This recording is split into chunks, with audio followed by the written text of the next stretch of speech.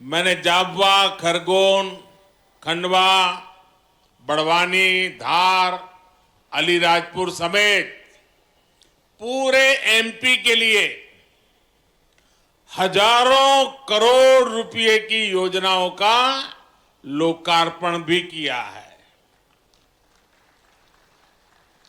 जाबुआ के किसानों के गांव भी समृद्ध हो, इसके लिए आज आदर्श ग्राम योजना की विकास राशि भी जारी हुई है। इस क्षेत्र की कनेक्टिविटी को बेहतर करने के लिए आज मध्य प्रदेश में कई बड़ी रेल परियोजनाओं को भी शुरू किया गया है। आज से रतलाम और मेघनगर रेलवे स्टेशन को आधुनिक बनाने का काम भी शुरू हो रहा है। जनजातीय समाज की मेरी करीब 2 लाख बहनों बेटियों के खातों में 1500 रुपये भी आज भेजे गए हैं। एक साथ विकास के इतने सारे काम ये बता रहे हैं मध्य प्रदेश में फिर से एक बार बनाई हुई ये डबल इंजन की सरकार डबल तेजी से काम कर रही है। विकास के इस महाअभियान का श्रेय मध्य प्रदेश की जनता को जाता है। मैं आप सबको इसके लिए बहुत बहुत बधाई देता हूं। साथियों, यहां आपके बीच आने से पहले मैंने देखा कि मेरी इस यात्रा को लेकर खूब चर्चाएं भी हो रही है।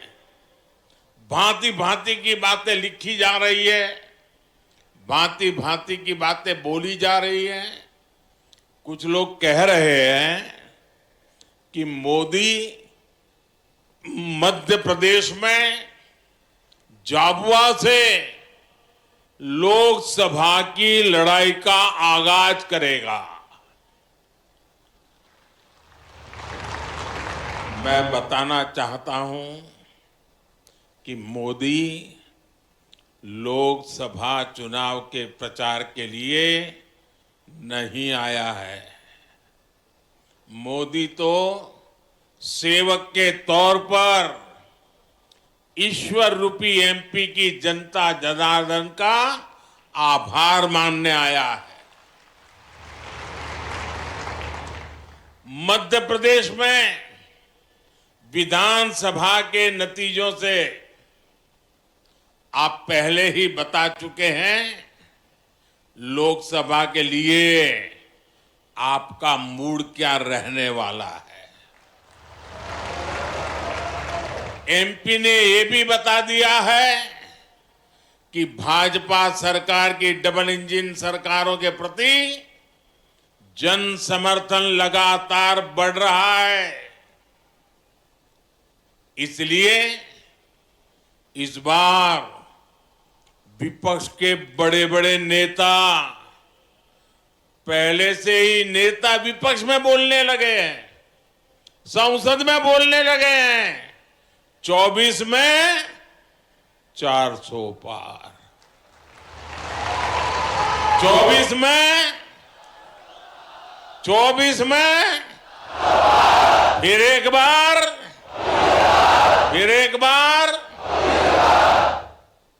लेकिन इसके पहले मध्य प्रदेश की जनता ने विधानसभा चुनाव में जो हमें भारी जन समर्थन किया है, हमारे इतने सारे साथियों को विजयी बनाया है। आपने हमारे पर जो विश्वास रखा है ना, मैं आज फिर एक बार गारंटी देता हूं कि इस विश्वास के अनुरूप हम दिन रात आपके लिए काम करेंगे।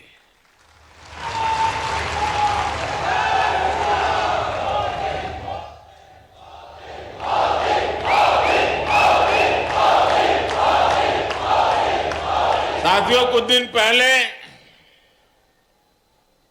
जब विपक्ष में से आवाज आई 400 पार, तो फिर मैंने कहा देखो भाई, एनडीए की 400 पार की बात तो मैं भी सुन रहा हूं, लेकिन मैं ये भी सुन रहा हूं कि अकेला बीजेपी, अकेला कमल का निशान 370 पार करेगा। 370 पार करना चाहिए कि नहीं करना चाहिए? 370 से ज्यादा सीट आनी चाहिए कि नहीं आनी चाहिए? लेकिन लाओगे कैसे? मैं आपको एक जड़ी बूटी देता हूं, दे दूं? मैं पब्लिकली जड़ी बूटी दे रहा हूं। देखिए, आपको बस आज से यहां से जाकर के एक ही काम करना है, ज्यादा नहीं, एक ही काम। क्या काम करना है? पिछले 3 चुनाव में आपके यहां पोलिंग बूथ में क्या रिजल्ट आया था वो निकालो। पोलिंग बूथ में कमल पर कितने वोट पड़े थे उसका हिसाब निकालो। निकालोगे? 3 चुनाव का निकालोगे?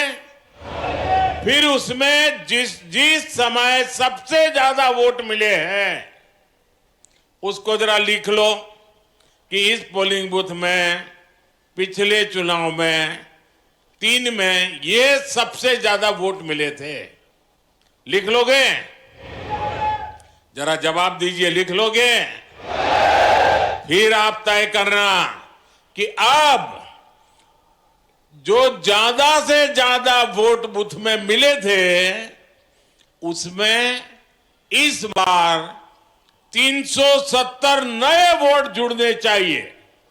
करेंगे? यानी आपके पोलिंग बूथ में जितने वोट ज्यादा पहले मिले थे उसमें इस बार मेहनत करके 370 वोट ज्यादा लाना है। लाएंगे? हिसाब किताब करेंगे? एक एक मतदाता की सूची बनाएंगे? सरकार के काम उसको बताएंगे? उसने कौन कौन सी योजना का लाभ उसके घर तक पहुंचा है ये बताएंगे उसको? और जिसको अभी पहुंचा नहीं है उसको विश्वास देंगे कि मोदी जी फिर से आकर के काम पूरा करेंगे। बताओगे? अब एक पोलिंग बूथ में अगर आप नए 370 वोट 370 वोट આપણે ગુજરાતીમાં 370 કહીએ ને, હા, 370 वोट अतिरिक्त होने चाहिए। अगर ये मेरे हर बूथ में हो गया तो 370 पार पक्का करेंगे। साथियों, विपक्ष के लोगों को जमीनी हकीकत का ये आईना मध्य प्रदेश ने पिछले चुनाव में जनता का मिजाज क्या है वो दिखा दिया है। मध्य प्रदेश को मौका मिला इसलिए दिखा दिया, लेकिन ऐसा ही मिजाज हिंदुस्तान के कोने कोने में है। मैं अभी दक्षिण में गया था, राम मंदिर को लेकर के मेरा एक अनुष्ठान चलता था और मैंने वहां जो भाव देखा, माताएं, बहनें, बुजुर्ग, बच्चे, नौजवान। मेरा कार्यक्रम नहीं था पब्लिक का, मैं तो अपना पूजा पाठ के लिए गया था। लेकिन हजारों हजारों की तादाद में मुझे आशीर्वाद देने के लिए आ रहे थे। मैंने देश की ताकत को, देश के आशीर्वाद की ताकत को, माताओं बहनों के आशीर्वाद की ताकत को अनुभव किया है। मैं कल्पना नहीं कर सकता हूं कि आपके इस सेवक को आप इतना प्यार करते हैं, इतना आशीर्वाद देते हैं। शायद कितने जन्मों का पुण्य होगा, तब जाकर के मुझे आपके आशीर्वाद प्राप्त करने का अवसर आता है। मेरे प्यारे जनजातीय समाज के भाइयों बहनों, 23 में कांग्रेस की छुट्टी हुई थी विधानसभा चुनाव में, 24 में पूरा सफाया होना तय है। साथियों, डबल इंजन की सरकार कैसे काम करती है, मध्य प्रदेश एक उत्तम उदाहरण आज पूरे देश के सामने है।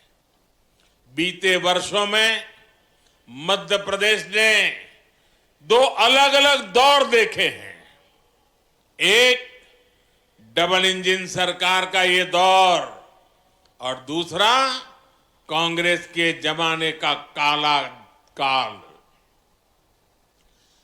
कम उम्र के युवाओं को शायद याद भी नहीं होगा कि आज विकास के रास्ते पर तेजी से दौड़ रहा मध्य प्रदेश भाजपा सरकार आने से पहले देश के सबसे बीमारू राज्यों में गिना जाता था। मध्य प्रदेश को बीमारू बनाने के पीछे सबसे बड़ी वजह थी गांव, गरीब और आदिवासी इलाकों को लेकर कांग्रेस का नफरत भरा रवैया। नफरत, नफरत, नफरत। इन लोगों ने न कभी आदिवासी समाज के विकास की चिंता की, न उसके सम्मान के बारे में सोचा। इनके लिए तो जनजातीय लोगों का मतलब केवल कुछ वोट होता था, सिर्फ वोट होता था। इन्हें गांव, गरीब, पिछड़ा की याद तब आती थी जब चुनाव की घोषणा होती थी।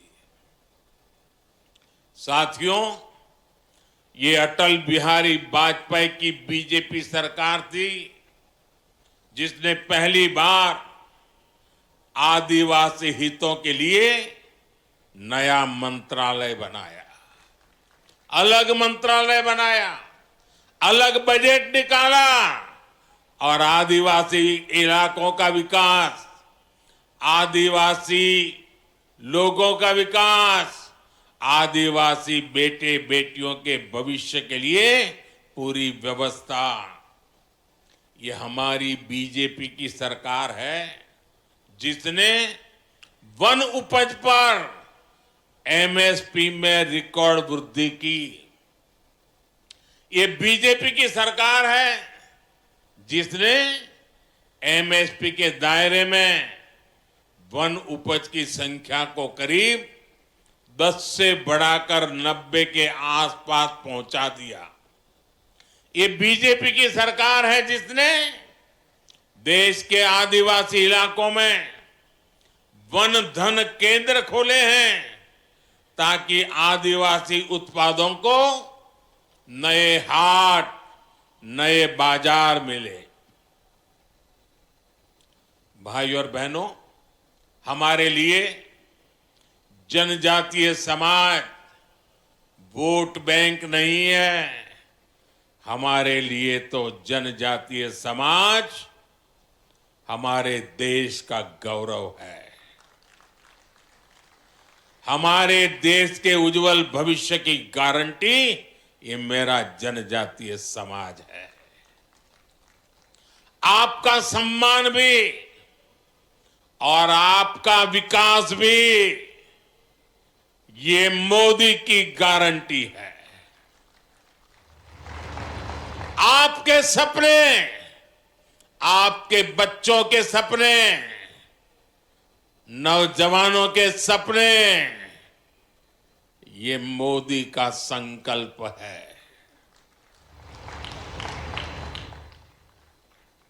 इसलिए भगवान बिरसा मुंडा की जयंती को जनजातीय गौरव दिवस के तौर पर मनाने का फैसला मोदी सरकार ने किया। टंटिया मामा के बलिदान को याद कर आज बलिदान दिवस मनाया जाता है। उन्हीं के नाम पर आज मैं युवाओं के लिए क्रांति सूर्य टंट्या भील विश्वविद्यालय की घोषणा कर रहा हूं।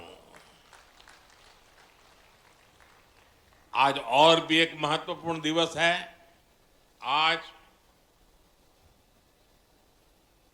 तिलक मांझी, हमारे तिलका मांझी जी, हमारे आदिवासी समाज का गौरव, उन्होंने बिहार के भागलपुर में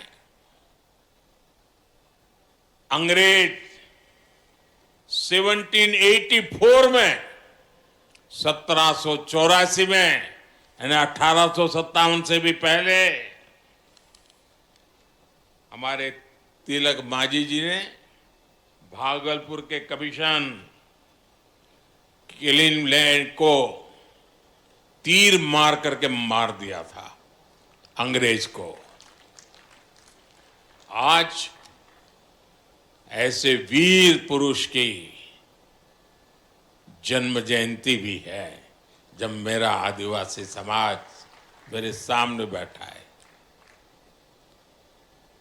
आज जो कार्यक्रमों की रचना हुई उसके कारण अब झाबुआ, रतलाम, खरगोन, धार और आसपास के युवाओं को, आदिवासी बच्चों को उच्च शिक्षा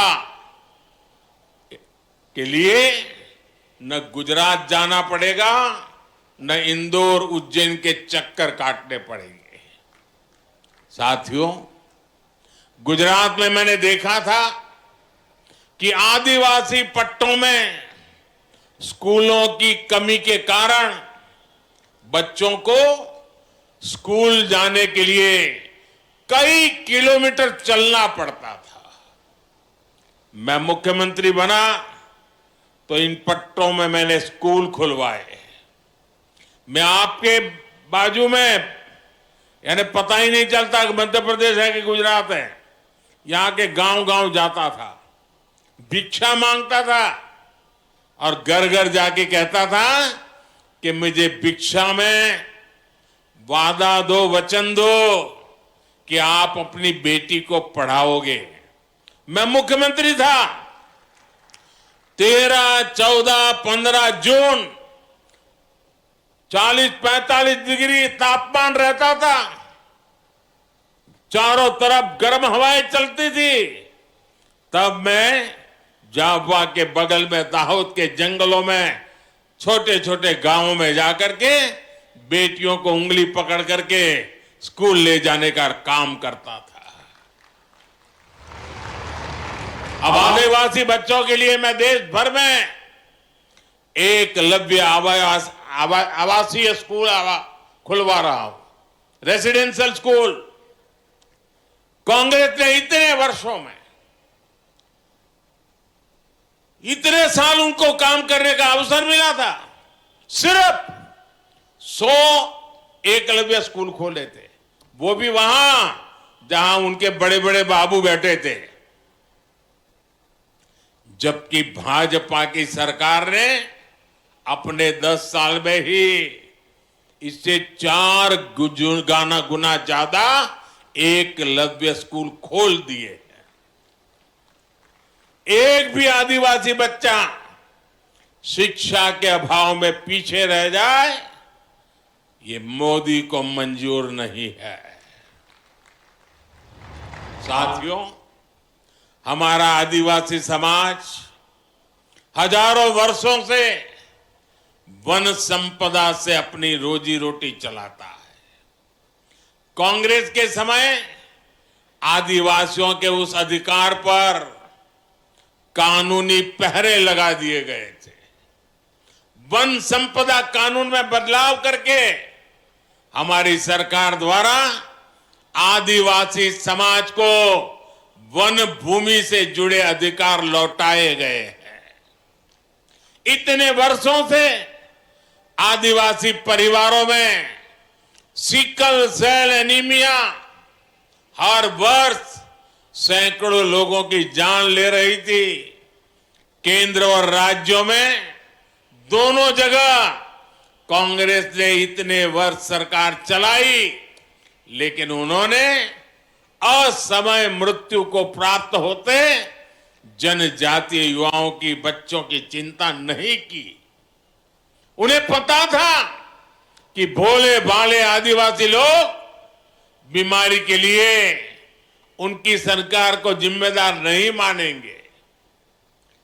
ये चुनाव का मुद्दा नहीं होता था, लेकिन साथियों, हमारे लिए वोट नहीं, आपकी जिंदगी मायने रखती है। हमने वोट बैंक के लिए नहीं, आदिवासी समाज के स्वास्थ्य के लिए सिकल सेल एनीमिया के खिलाफ अभियान शुरू किया है। ये कांग्रेस और हमारी नीयत में फर्क बताता है। ये नीयत का फर्क ही है कि आज हमारा आदिवासी समाज सम्मान के साथ विकास की दौड़ में आगे बढ़ रहा है। ये नीयत का ही फर्क है कि हमने मध्य प्रदेश को बीमारू राज्य से विकासशील राज्य बना दिया है। साथियों, आज स्वामित्व योजना के माध्यम से लोगों को उनकी जमीन के कागजात दिए जा रहे हैं। कुछ देर पहले यहां भी 1,75,000 लोगों को स्वामित्व अधिकार पत्र दिए गए हैं। ये अधिकार पत्र नहीं, ये आपकी जिंदगी में सुरक्षा पत्र भी है। ये सिक्योरिटी की गारंटी का पर्चा है। वो सुरक्षा पत्र जिनसे हमारे परिवारों को भूमि विवादों से सुरक्षा मिलती है। वो सुरक्षा पत्र जो हमारे परिवारों को सूदखोरों के कर्ज से सुरक्षा देते हैं। आप पहले की उस स्थिति की परिकल्पना करिए जब किसी व्यक्ति को अपनी ही संपत्ति के किसी विवाद के लिए कोर्ट के चक्कर काटने पड़ते थे। दो पीढ़ी कोर्ट के चक्कर काटने में ही पूरी हो जाती थी। जब किसी लोन के लिए सूदखोरों से मिन्नत करनी पड़ती थी, जब पढ़ाई के लिए किसान को जमीन बेचनी पड़ती थी। आज एक स्वामित्व योजना मेरे देश के गांव गरीब को इन सब मुश्किलों से बचाती है। साथियों, आज जो सबसे वंचित है, सबसे पिछड़ा है, हमारी सरकार में वो सबसे पहली प्राथमिकता है। समाज में जो सबसे आखिरी वर्ग होता था, हमने विकास में उसे सबसे पहला दर्जा दिया। बेटा, तुम्हारा हाथ दुख जाए तो दर्द करेगा, बहुत बहुत तूने किया। मिल गया मुझे बेटा, मिल गया मिल गया, मिल गया। तेरा प्यार अब तेरा हाथ दर्द करेगा बेटा। अब हाथ नीचे करो, मुझे मिल गया। शाबाश, समझदार हो। जो सबसे गरीब थे, आज सबसे पहले सरकार उनके लिए योजनाएं बनाती है। सबसे आखिरी गांव, सबसे आखिरी वर्ग, ये कौन लोग थे? इनमें से ज्यादातर हमारे दलित, आदिवासी, पिछड़ा, ऐसे वंचित समाज के लोग थे। इसलिए सबसे पिछड़े जनजातीय समूहों के लिए हमने पीएम जन मन योजना शुरू की। जो जनजातीय समाज अब तक विकास की मुख्य धारा से कटा हुआ था, जनमन योजना के तहत उनका तेज विकास शुरू किया गया है।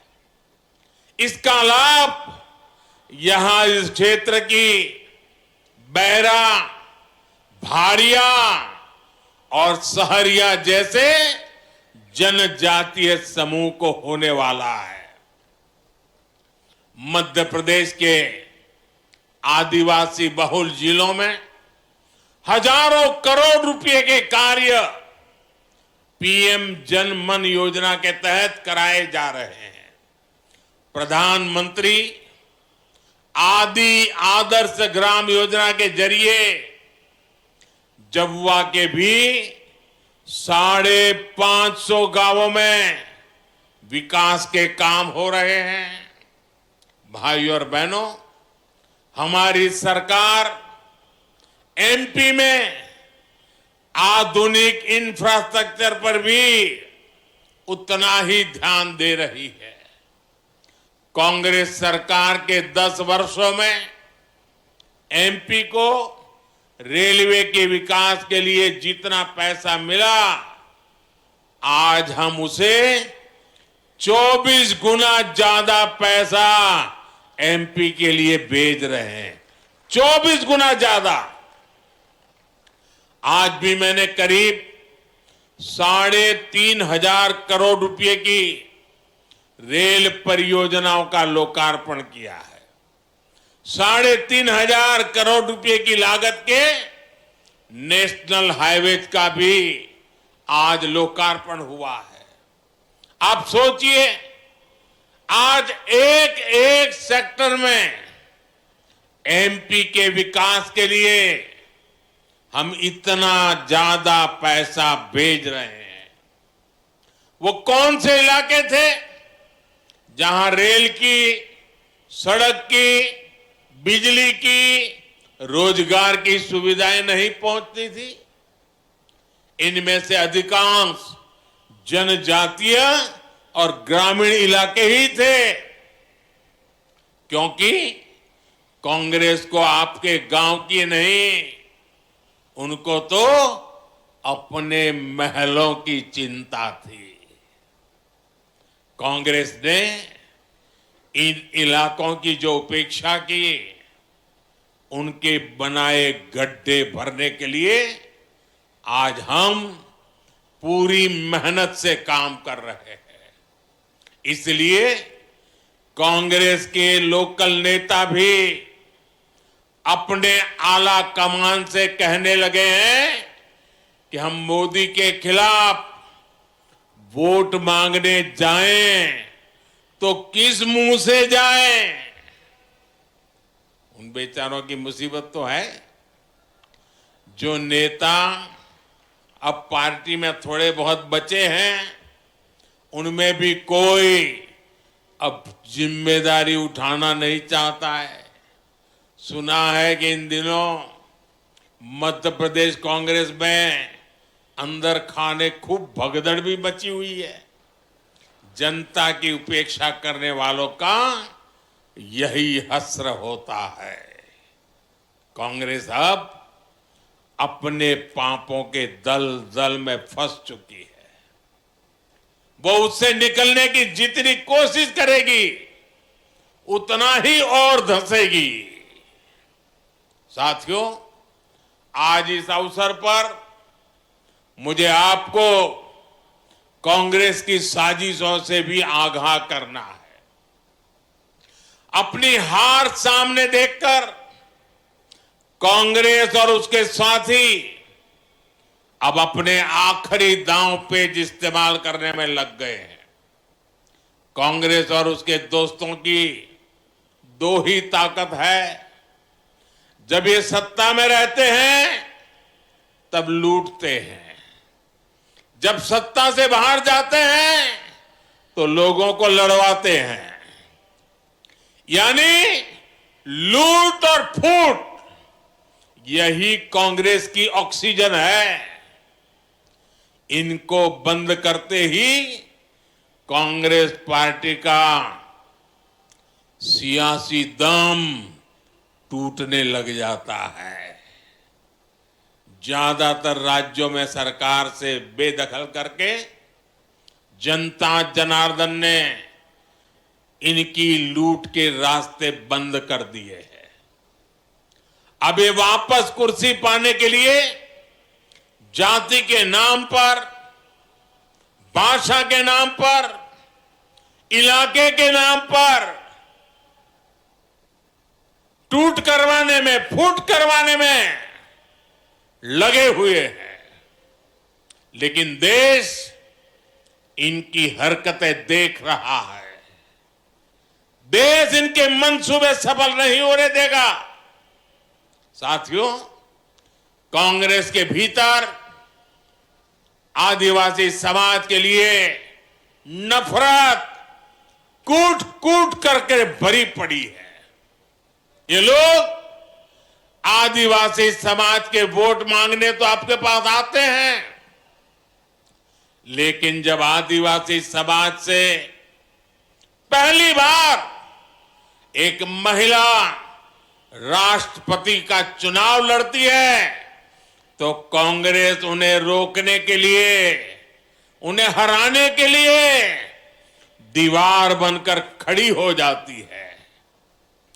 देश को कांग्रेस की वो करतूत याद है। चुनाव आने पर ये लोग बड़ी बड़ी घोषणाएं तो करते हैं, लेकिन मोदी जब हर गरीब के लिए, दलित, पिछड़ा, आदिवासी के लिए पक्के घर बनवाता है तो ये मोदी को गालियां देते हैं। मध्य प्रदेश में डबल इंजन सरकार ने करीब 45 लाख परिवारों को पक्का घर दिया है। 65 लाख से ज्यादा परिवारों को पानी के लिए नल के कनेक्शन मिले हैं। बीच में जितने दिन इनकी सरकार रही, इन्होंने गरीबों तक ये लाभ पहुंचाने से रोकने के लिए हर संभव कोशिश की थी। एमपी के लोग उनके वो पाप भूले नहीं हैं। तालवाड़ा बांध परियोजना के पूरा होने के बाद जाबवा, रतलाम और धार के हजारों गांवों को पानी पहुंचेगा। इन कामों के लिए इस क्षेत्र के लोगों को, यहां के मेरे आदिवासी भाई बहनों को इन कामों के लिए दशकों तक इंतजार करना पड़ा। लोग ये बातें भूलते नहीं हैं। कांग्रेस के लोग समझ लें, ये मेरे आदिवासी भाई बहन समय आने पर हिसाब चुकता कर देते हैं और पक्का चुकता करते हैं। जनता ने कांग्रेस को जो जवाब अब तक दिया है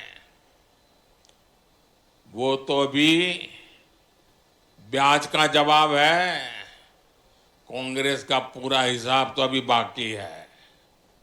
साथियों, डबल इंजन सरकार की मेहनत से एमपीए के, हमारे एमपी के युवाओं की, किसानों की, महिलाओं की अपनी एक पहचान बन रही है।